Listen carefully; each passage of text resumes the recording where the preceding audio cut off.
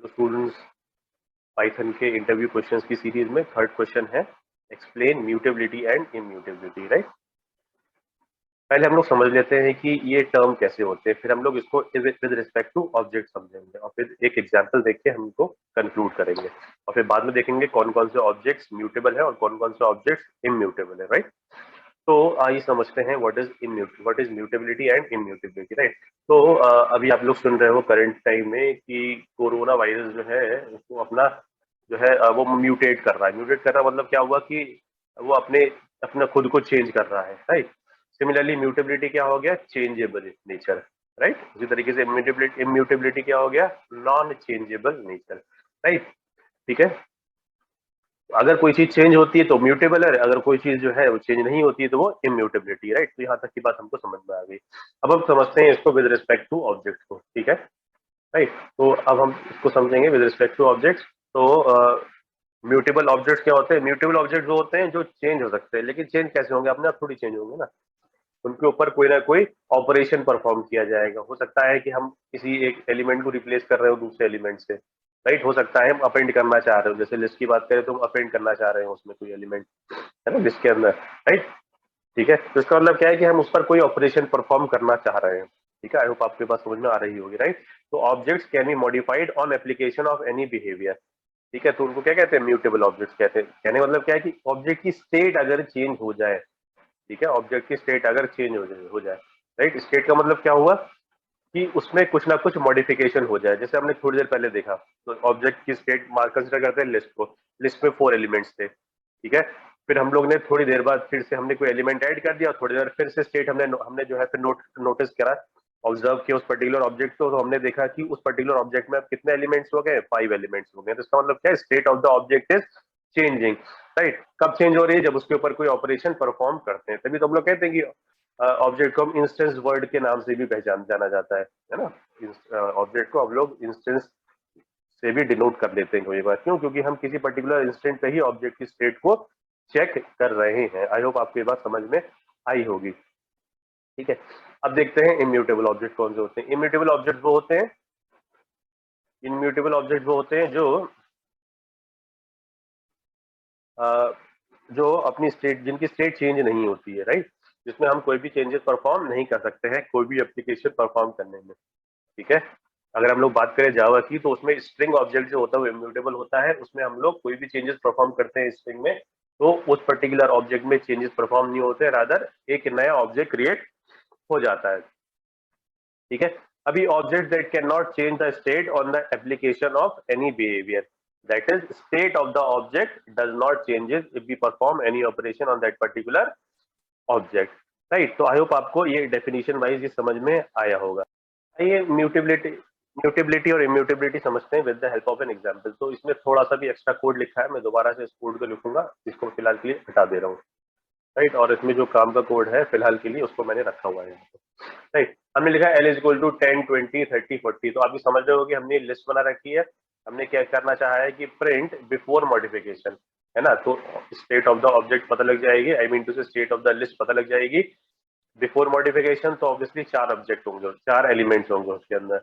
Right, हम उसका address print करा के देख सकते हैं। ठीक है, फिर हम उसमें एक ऑपरेशन, 2 ऑपरेशन परफॉर्म करा रहे हैं। क्या कर रहे हैं हम लोग, एल डॉट अपेंड 50 और L2 is equal to 44। Right, तो इसमें हम एक एलिमेंट को अपेंड करा रहे हैं। मतलब क्या है कि अभी साइज अगर, या फिर कह सकते हैं कि एलिमेंट्स अगर 4 है, तो अपेंड करने के बाद नंबर ऑफ एलिमेंट्स कितने हो जाएंगे, 5 हो जाएंगे। ठीक है, और हमने फिर क्या चेंज करना चाहा, अब हम यहाँ पे 30 की जगह 44 करना चाह रहे हैं। ठीक है, तो यहाँ तक बात समझ में आ गई। अब मॉडिफिकेशन के बाद एल की स्टेट को हम प्रिंट कराएंगे और उसके बाद address before, address after modification, है ना, एड्रेस आफ्टर मॉडिफिकेशन। किसका address, of the list, address of the list. ठीक है, address of the list after modification, address of the list before modification. Right, आइए समझते हैं इसको। ठीक है, अब मैं इसको रन करता हूँ इसको मैं। ठीक है, तो मैं इसका नाम मैंने दे रखा है py mutability test dot py। मैंने इसको रन कराया। अब आप देखिए, बिफोर मॉडिफिकेशन कितने एलिमेंट्स थे, 4 एलिमेंट्स थे। ठीक है, ठीक है, उसके बाद हमने एड्रेस प्रिंट कराया। एड्रेस ध्यान रखिए, एड्रेस ध्यान से देखिएगा। मॉडिफाई किया था हमने, क्या मॉडिफिकेशन परफॉर्म किए थे हमने, एक एलिमेंट अपेंड किया था, एक एलिमेंट अपेंड किया दैट इज 50, और L2 means L of 2 means 30 की जगह हमने क्या प्लेस कर दिया, हमने 30 को रिप्लेस कर दिया है विद 44। तो 30 इज रिप्लेस विद 44 और एक एलिमेंट यहाँ पर ऐड हुआ है। इसका मतलब क्या है कि ऑब्जेक्ट चेंज हो चुका है। क्या वही ऑब्जेक्ट चेंज हुआ है? देखें जरा, एड्रेस वही है, ठीक है, एड्रेस वही है। इसका मतलब क्या है कि एड्रेस वही है, तो इसका मतलब क्या है कि उसी ऑब्जेक्ट में चेंजेस परफॉर्म हो रहे हैं। कौन सा ऑब्जेक्ट था? वो लिस्ट ऑब्जेक्ट था, राइट। तो यहाँ से हम कंक्लूजन ये भी ड्रॉ कर सकते हैं कि list object is mutable object, right. थोड़ा सा हम चेंज करते हैं इसको, इसकी जगह अब मैं लिख देता हूँ, या इसको लिखे रहने देता हूँ, और मैं अब यहाँ पे लिख देता हूँ इसका टपल के लिए लिख देता हूँ यहाँ पर, ठीक है। तो इसको मैं यहाँ से इधर कॉपी करूंगा और मैंने इधर कर दिया। थोड़ा सा चेंज करना है मुझे, इसको मैंने किया टी, इसको मैं लगा देता हूँ राउंड ब्रैकेट्स में क्योंकि हम टपल बना रहे हैं, ठीक है। और प्रिंट बिफोर मॉडिफिकेशन हो गया, ये टी हो जाएगा यहाँ पर, एड्रेस यहाँ पर हो जाएगा टी, टी, ठीक है। अपेंड होता नहीं है तो एरर दे देगा, उसके बाद ये भी यहाँ पर एरर दे देगा। यहाँ पर हम लोग टी करा लेते हैं, हालांकि एग्जीक्यूट नहीं करने वाला है अभी, राइट। आइए इसको रन करते हैं फिर से, ठीक है।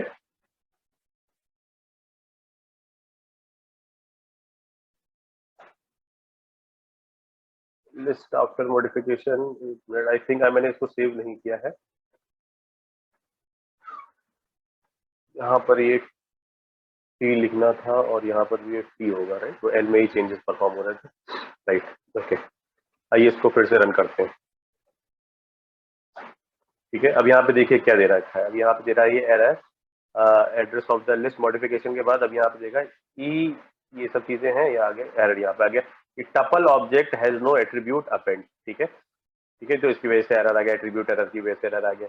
एक और चेंजेस करते हैं, अब मैं इसको यहाँ से हटा देता हूँ, ठीक है, इसको यहाँ से हटा देता हूँ और इसको यहाँ से हटाने के बाद मैं फिर से इसको रन करता हूँ। मैं पहले क्लियर कर लेता हूँ स्क्रीन को, अब मैं इसको रन करूंगा। रन करने के बाद क्या आया, tuple object does not support item assignment, ठीक है। तो दोनों ही ऑपरेशंस में इसने क्या कहा कि ये दोनों ऑपरेशन सपोर्टेड नहीं है। पहली चीज अपेंड तो है ही नहीं उसके बाद, और उसके बाद आइटम असाइनमेंट सपोर्टेड नहीं है। आई होप आपके बात समझ में आई होगी। तो यहाँ से कंक्लूजन हम ये ड्रॉ कर सकते हैं कि tuple object is mutable, immutable, ठीक है। अब टपल वगैरह की सबको हटा देता हूँ मैं यहाँ से, इतना सारे कोड की जरूरत नहीं है मेरे को, ठीक है। अब मैं क्या करता हूँ, एस इज इक्वल टू एक स्ट्रिंग ले लेते हैं हम लोग, S is equal to with in single quotes मैंने ले लिया ROHIT, ठीक है। उसके बाद हमने क्या किया, आप प्रिंट कर लेते हैं, प्रिंट स्ट्रिंग बिफोर मॉडिफिकेशन, और इसको हम लिख लेते हैं एस, राइट। और आफ्टर दैट कॉमा टूट गया, कॉमा, राइट। उसके बाद फिर उसके बाद आता है एस, हम इसको कुछ असाइनमेंट करते हैं। एस हमने किया S zero is equal to R की जगह मैं एम लगा देता हूँ, ठीक है। और प्रिंट कर देते हैं स्ट्रिंग आफ्टर मॉडिफिकेशन, राइट। और उसकी बाद ये हो गया, स्पेस दे दिया मैंने यहाँ पर और कॉमा एस कर दिया, कॉमा एस कर दिया, राइट। आइए इसको भी एग्जीक्यूट करके देखते हैं। तो देखिए क्या कह रहा है ये, str object does not support item assignment, right. तो इस तरीके से हम ये भी, इससे भी कंक्लूजन ड्रॉ कर सकते हैं कि स्ट्रिंग ऑब्जेक्ट भी इम्यूटेबल होता है, ठीक है। अब ये तुम्हें पता लग गया कि म्यूटेबिलिटी क्या होती है, इम्यूटेबिलिटी क्या होती है। हमने समझ लिया कि कौन कौन से ऑब्जेक्ट मतलब कैसे हमने प्रूव करेंगे म्यूटेबिलिटी को और कैसे प्रूव करेंगे इम्यूटेबिलिटी को, हमने ये बात समझ ली है। अब देखते हैं कि कौन कौन से ऑब्जेक्ट जो है वो म्यूटेबल है, कौन कौन से इम्यूटेबल है, राइट। तो all the fundamental operators, all the fundamental mental types, fundamental types means int float complex, ठीक है। All the fundamental types are immutable, all the fundamental types are immutable, right, ठीक है।